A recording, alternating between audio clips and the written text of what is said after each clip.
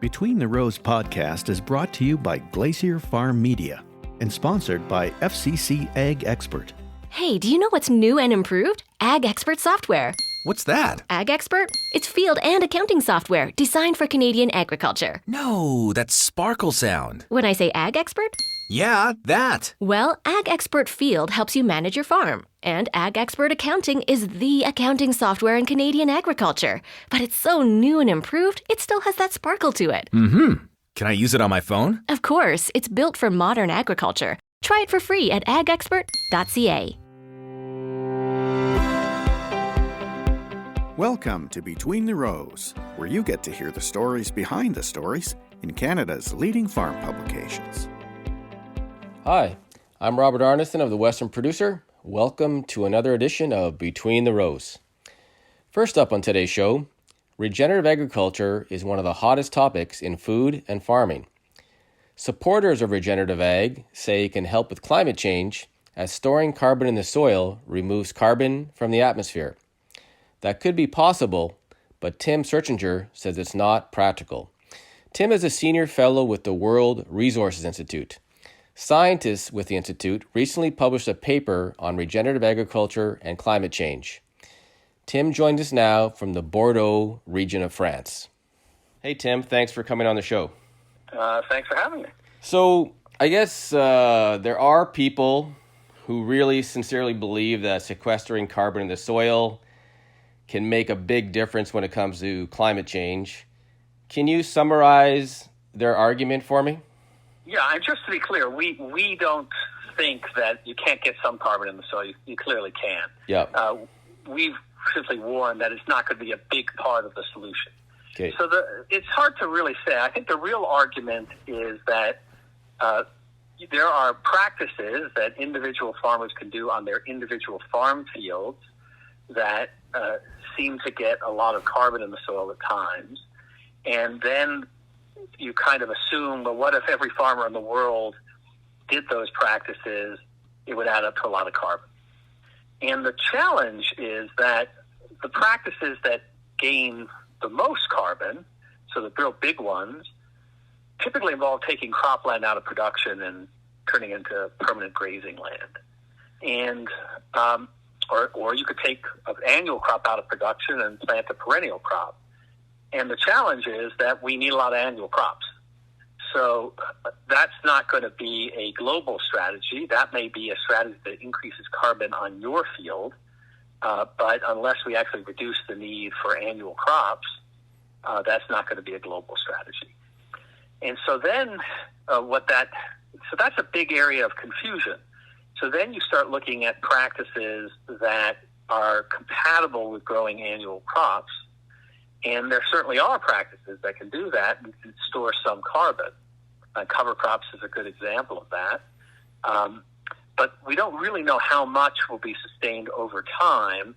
And a lot of people have practical obstacles to doing cover crops, which is to say they aren't a great idea. They are a great idea. And they're a great idea to limit soil erosion. They can really help break up compaction, of course. They trap a lot of nitrogen fertilizer and keep that in and reduce your nitrogen load over time and certainly reduce pollution. So there are most of these practices that people talk about are great things to do. The reason we started to speak out about this was because that can be overestimated for whether or not that's the big deal in solving climate change. And for the reasons I've hinted at, it can do some good from a carbon standpoint, but it's not going to do the big work, even in the agricultural space, to solve climate change. So can you just sort of explain to me the methodology? Like, how did you and some of your colleagues sort of study this question? Like, did you do like a literature review, or how did you go about reaching some of your conclusions? Yeah, so it's mostly literature, but you need to be aware that there are kind of two camps on this in the scientific community.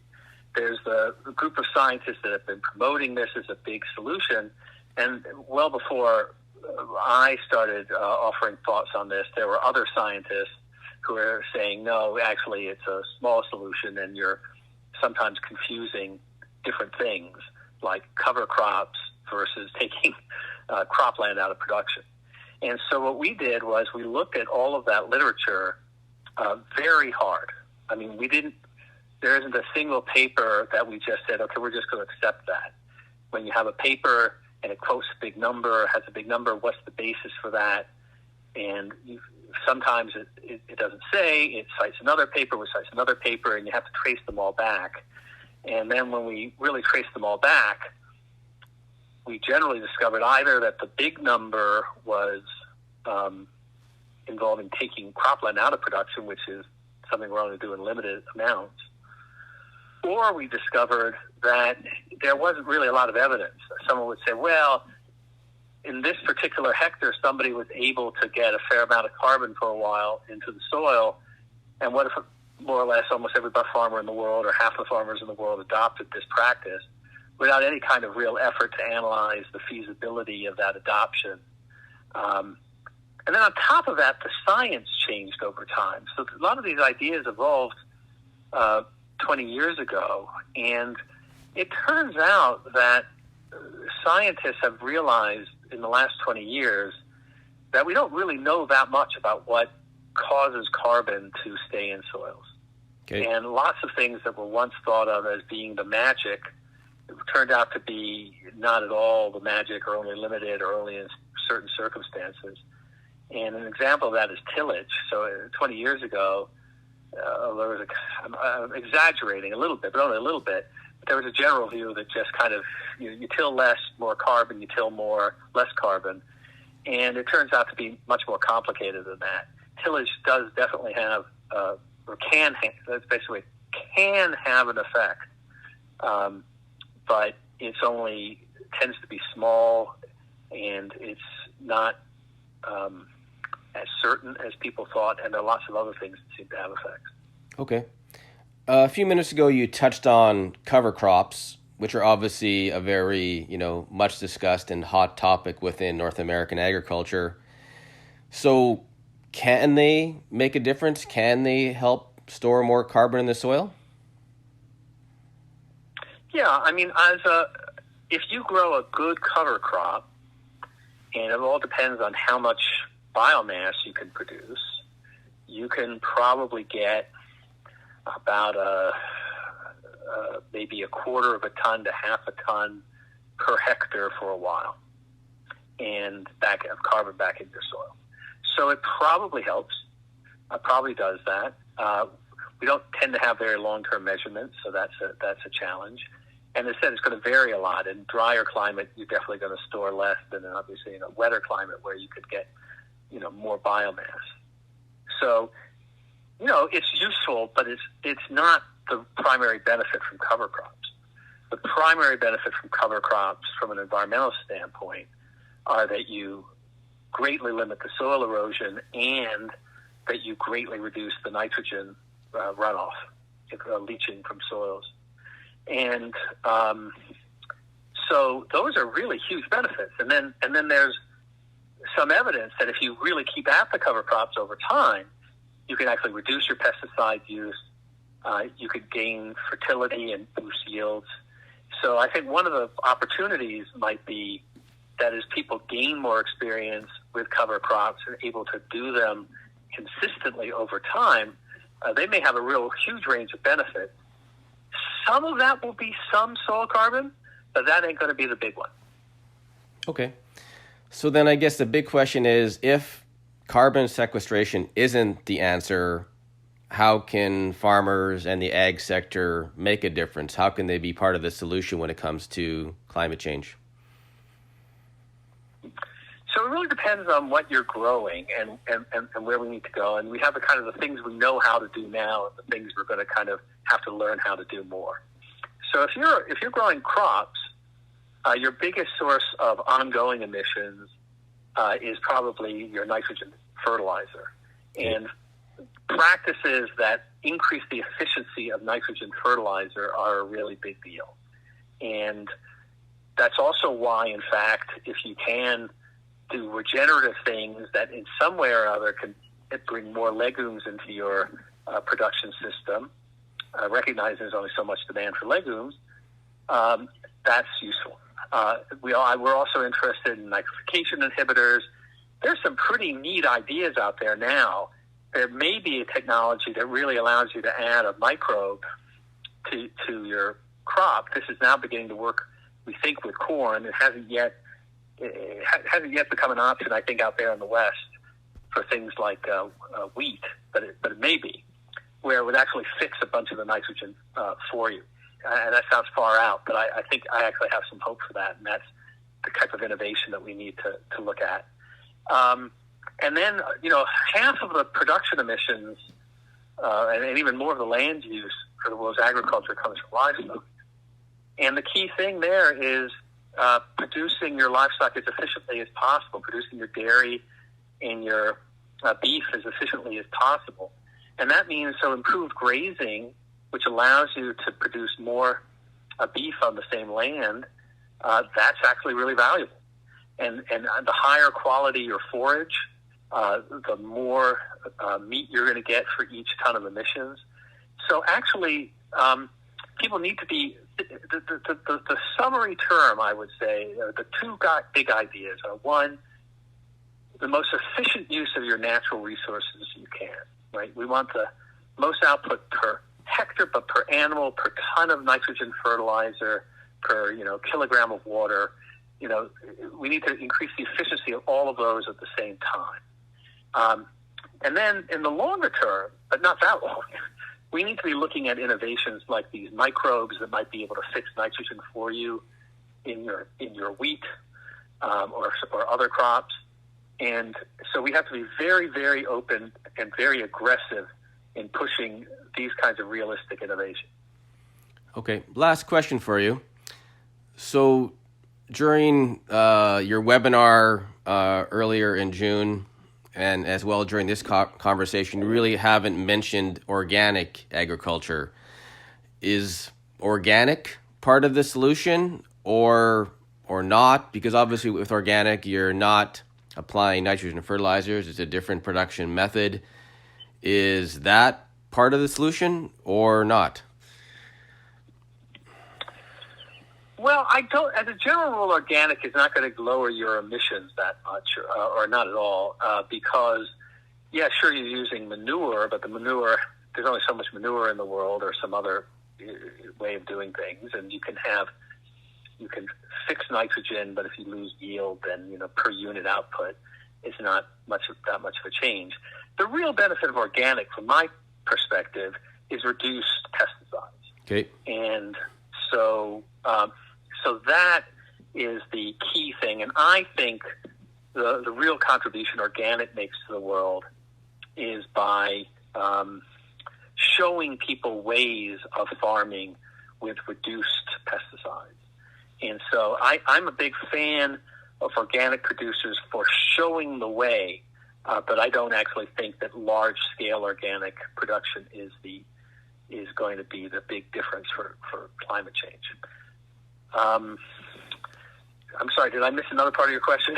No. Just I'll throw one more at you. Just to summarize your argument here so that I understand this, is that, yes, regenerative agriculture has huge benefits in terms of soil health and maybe increasing productivity and reducing use of nitrogen.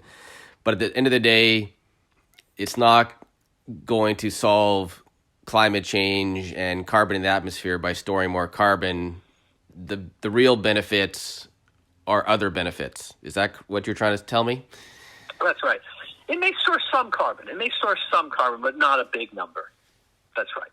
Okay. As I said, an individual farmer might be able to shift toward more grazing, but unless we can find a way to replace the annual crops somewhere without using more land, that's not going to be a large, probably a net gain. So practices, if people can figure out ways to buy, and this is why I think in your neck of the woods, there really are exciting opportunities. I know I'm not a huge expert in your farming systems, but I know you've got some real pest challenges, for example, being able to grow pulses kind of year after year. And so, having an extra part of the rotation that allows you to break up that pest cycle may be really very valuable up there. So that, we're not trying to discourage these. These are great things to do. It's just that we don't want to put our faith that these are the things that are going to solve climate change. Okay. Thanks very much for your time. I appreciate it, and thanks for coming on Between the Rows. Thank you very much. That was Tim Searchinger of the World Resources Institute, who spoke about regenerative agriculture and climate change. Next up, for months, Canadian farmers have been frustrated with the carbon tax on grain drying. Those frustrations reached another level last week when the federal government said the tax only cost producers $200 to $800 per year extra for drying their grain. Here to talk about the situation is Marcus Hurl, chair of the Grain Farmers of Ontario. Marcus joins us from his farm located east of Ottawa. Hi, Marcus. Hi. Thanks for coming on the show. So, what was your reaction when Minister Bibeau said the tax is costing farmers between $200 and $800 annually? Yeah, well, my initial reaction to that was I was stunned because we as an organization supplied the information to high level of government to make them recognize that the hurt of the carbon tax is more significant than they actually say it is. And so what we want to make sure that they understand each individual farm that dries grain has a direct impact that we cannot offset to the marketplace. So that was the approach of basically giving them the information. And then at that point, why would they even come up with something like that, which actually is kind of misleading the information that they released, and especially Minister Bibeau saying that publicly with the wrong figures in her hand. And that's really frustrating of how this is actually being put out. So how do you explain the gap between the federal government numbers and estimates from farm groups? Like, how do you understand why there's such a big difference here? Okay, so there's a simple explanation. Let's say in Ontario, let's take 5 million acres of crop being grown, of commodities like grain, corn, soybeans, oats, wheat, and barley. Yep. Some of them require drying facilities or capacity in the fall. And corn is 100% that has to be dried because there is no way that naturally it dries down enough. We have soybeans. Usually it's 20% that gets dried. So those four other commodities are actually very minimal impact on drying capacity. But then what they did, they took all the corn tons and soybean tons that get dried, divided it by the 5 million acres and farms that it's being produced on, instead of actually using it on the commodity specific, because not all farms are equally spread in percentage of production. Right. So that's why farmers that grow more corn have a higher impact of carbon tax than somebody that only grows wheat. Correct. So what is the impact on corn growers? Can you give me a sense of what you're hearing from your fellow corn growers in terms of their costs last fall? Yes. So the total estimate carbon tax impact, so that's not only grain drying, but it's also transport cost increase, some input increases that are because of carbon tax. It's estimated at $14 an acre. Okay. So that's far off from what Minister Bibeau actually released. And in terms of just the cost of grain drying, what does that cost per acre? That's actually a very good question, but I can give you an example. I'm drying about 5,000 tons of corn, so that equals to about $5,500 of carbon tax. Okay. So that's just a ballpark, what it gives you per ton. So the point being, $5,000 is nowhere near 200 to 800. That's a huge difference. A huge difference, yes. So yes, and that is actually going to escalate now this coming fall. There's already an increase that's going to be coming towards us on the drying, which has already started April 1st. And every year up to 2022, that's going to go up. So that's we're going to be looking at huge costs coming. Right. So farm groups across Canada have been lobbying the government, for months on this issue.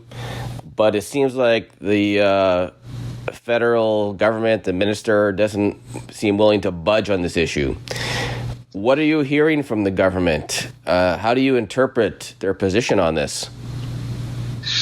Well, since the statement came out last week, we as an organization are actually pushing back on government's reaction. And we're actually now involved in some more discussion with government officials of addressing this shortfall. And it's across the country the same situation. I don't think that there's one commodity group that's going to be holding back on voicing themselves on the statement that came out, because it's just far outreached wrong of what they're doing. Okay. So I think you already answered this question, but what do you envision happens next? I mean, there's going to be continued lobbying, more efforts to set the record straight. What do you think will happen in the coming months?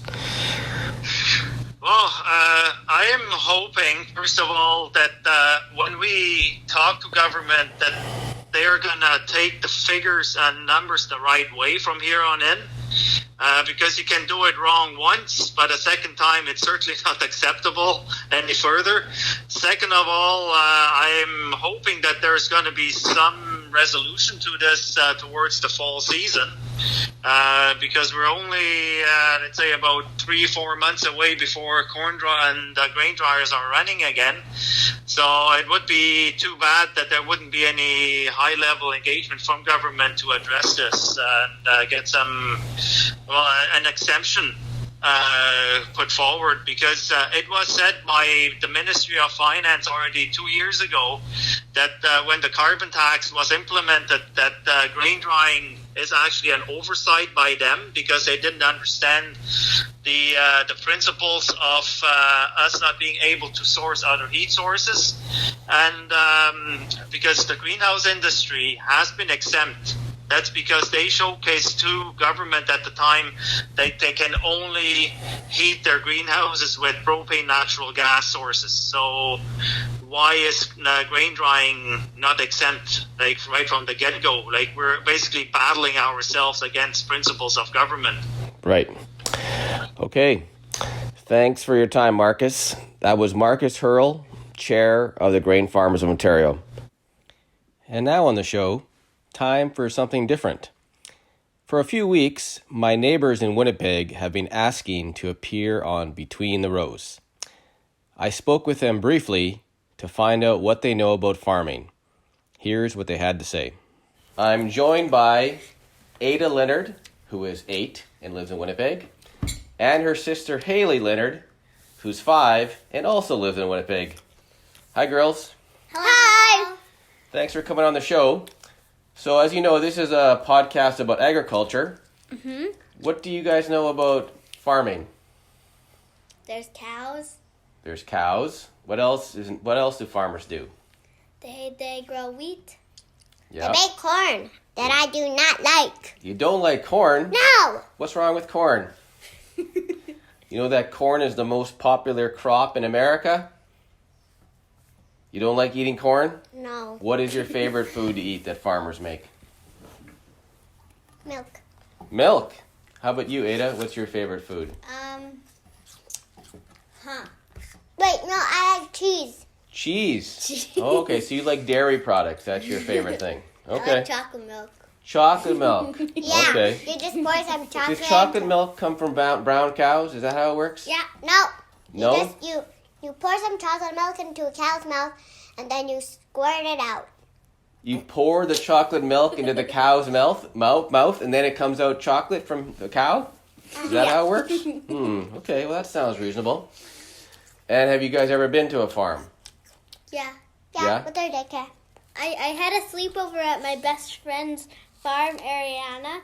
And so, hi, Ariana, if you're listening to this. Okay. And would you ever want to be a farmer when you grow up?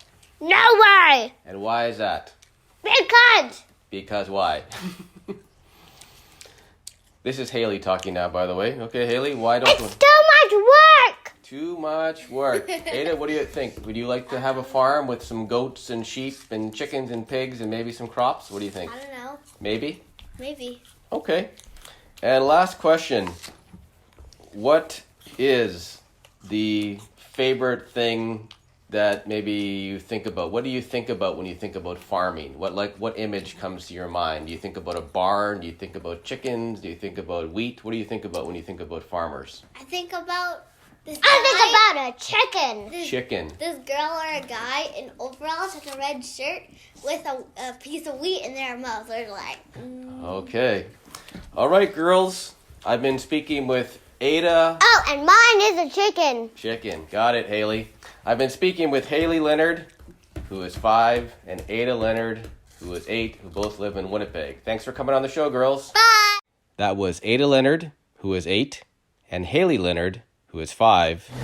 Next up on the show, after months of a steady decline, corn prices are showing signs of life.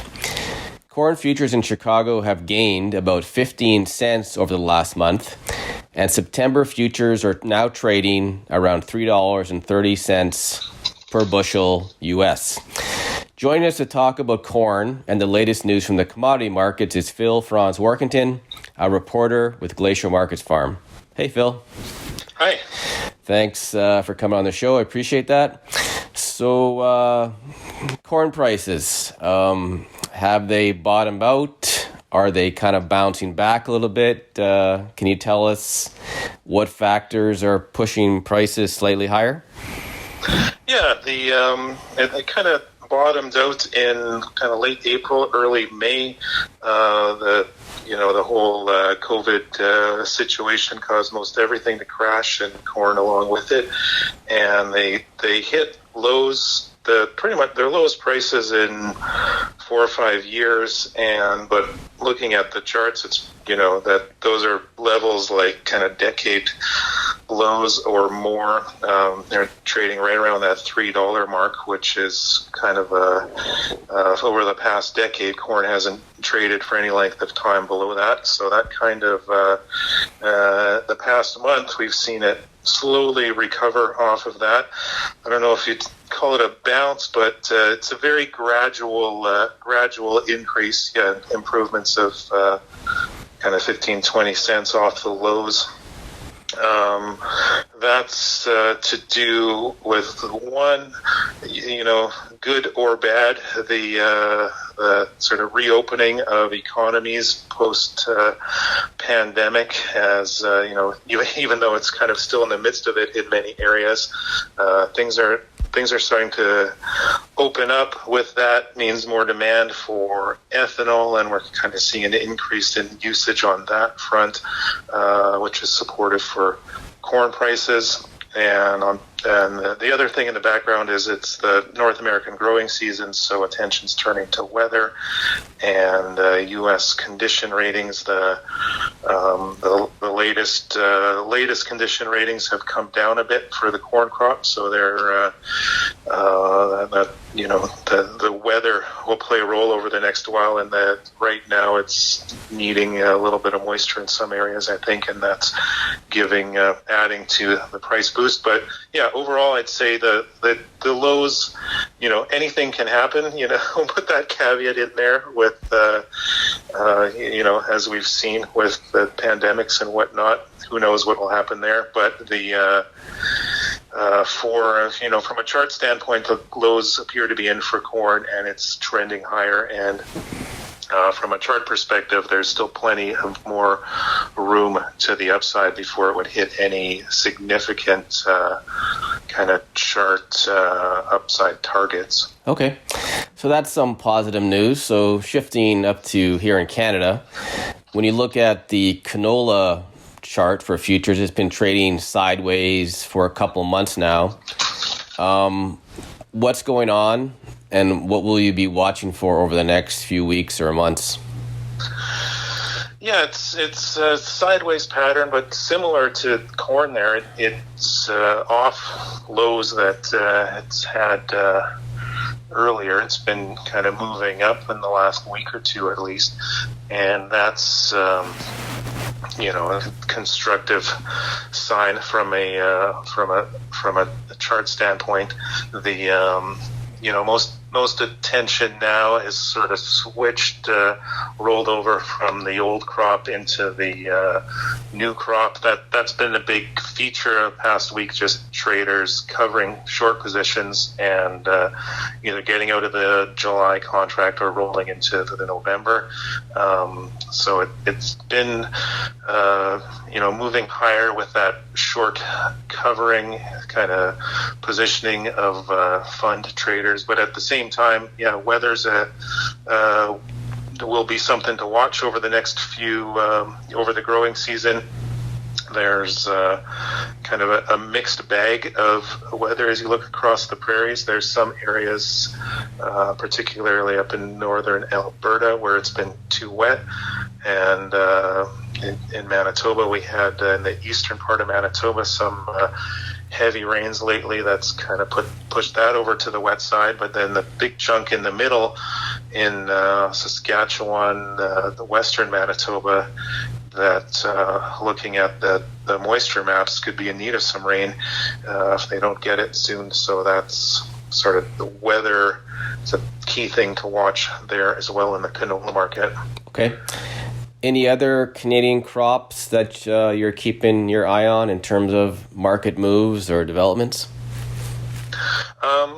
I guess the eyes are always on wheat as well at this time, so they'll be tracking what's going on in the U.S. futures as the U.S. winter wheat is being harvested. So that's kind of pressuring the winter wheat markets now. But spring wheat is they're kind of dealing with its own issues in the North Dakota, South Dakota, where they're growing a lot of that winter wheat, and condition ratings could deal with a bit of an improvement there as well. So okay. That's all right. So let's talk about a topic we always end up talking about, which is China. So as you know, one of the huge stories in agriculture last year was African swine fever and the impact on China's hog industry and their purchases of things like soybeans.